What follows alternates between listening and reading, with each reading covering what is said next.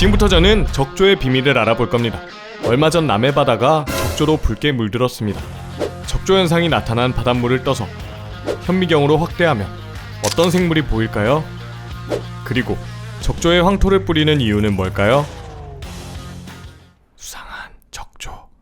네, 저는 지금 경상남도 통영에 도착했습니다. 올해 무려 6년 만에 이 적조 현상이 굉장히 크게 발생했어요. 그래서 지금 어민들이 굉장히 큰 피해를 입고 있다고 합니다.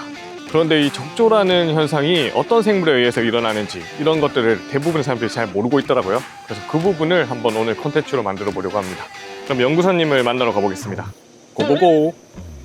연구원님과 함께 적조 현상이 나타난 바다로 나가보았습니다. 그런데 적조 현상이라는 건 도대체 뭘까요?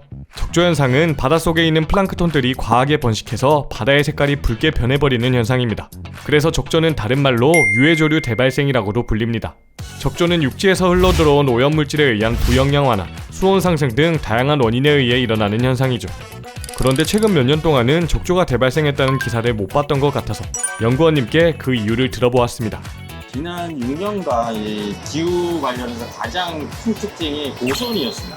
연일 사상 최고치 고수온이었고, 이 적조 생물 같은 경우에는 특정 성장 수온대가 있습니다. 24도에서 27도에서 이 코크림 적조는 가장 잘 큽니다. 근데 최근 몇 년간 28도 이상 고수온이 연안에 계속해서 여름에 발생했어요. 오히려 너무 높아서. 예. 네네.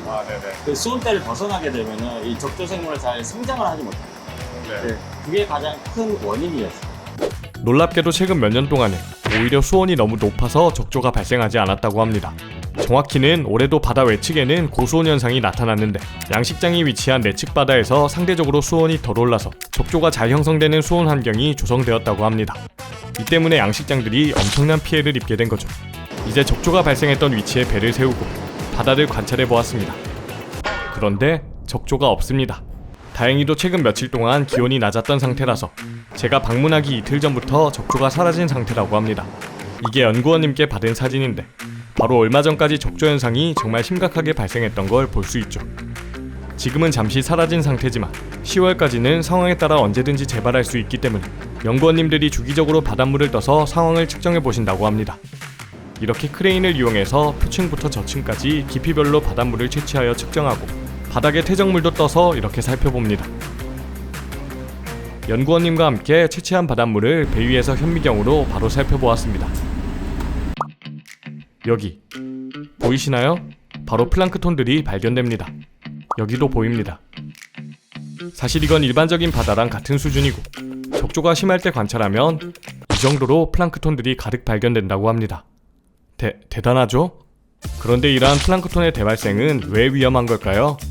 적조 현상은 한 종이 아니라 수많은 플랑크톤 종들이 번성하며 생기는 현상입니다. 그런데 대부분의 플랑크톤들은 무해하지만 일부 종들은 마비성 독소부터 설사성, 기억상실성 독소 등 여러 독성을 띠고 있죠. 그래서 이러한 플랑크톤들이 과발생하면 해당 지역의 어류나 조개류의 체내에 축적되어 대규모 폐사를 일으킬 수도 있는 거죠. 더 심각한 점은 이렇게 오염된 생물을 사람이 섭취했을 때 사람에게도 중독 증상이 나타날 수 있다는 점입니다. 무섭죠? 현재 우리나라 양식장에 가장 큰 피해를 입히고 있는 플랑크톤은 바로 이것, 코클로디니움이라는 종입니다. 코클로디니움은 와편모 조류로 두 개의 편모로 헤엄치는 플랑크톤인데 놀랍게도 이 코클로디니움은 여러 개체가 모이면 기차처럼 사슬 모양으로 이어져서 여러 개체가 함께 살아갑니다. 이 코클로디니움은 특이하게도 점액질을 분비하는 특성이 있는데 코클로디니움이 대량 번식하면 이 점액질이 양식장 어류들의 아가미를 덮어버린다고 합니다. 그래서 물고기들은 호흡을 제대로 못하게 돼서 집단 폐사해버리는 거죠. 무섭죠? 실험실로 이동해서 간단한 실험을 해보았습니다. 적조 현상이 나타났을 때 황토를 뿌리는 모습 다들 본 적 있으시죠?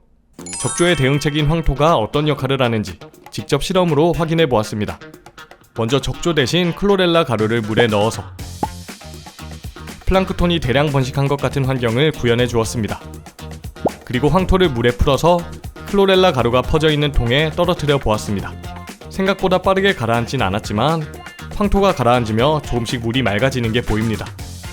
사실 유튜브에 올라와 있는 한 황토 실험 영상을 보면 순식간에 부유물들이 가라앉는 실험 영상이 있던데 저는 여러 농도로 실험해봐도 이 영상처럼 빠르고 확연한 결과는 안 나오더라고요. 그래도 기다려보니 이렇게 황토와 함께 물의 색깔이 안정화되는 것이 관찰됩니다.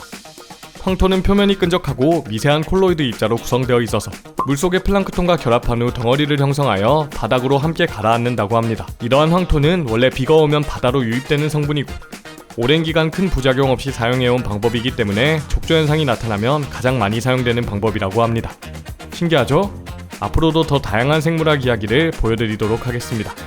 이번 영상은 여기까지입니다. 교과서와 관련된 생물학 영상들을 보고 싶으시다면 수상한 멤버십에 가입해주세요. 후원해주신 금액은 대형 실험 콘텐츠 제작 비용으로 사용됩니다.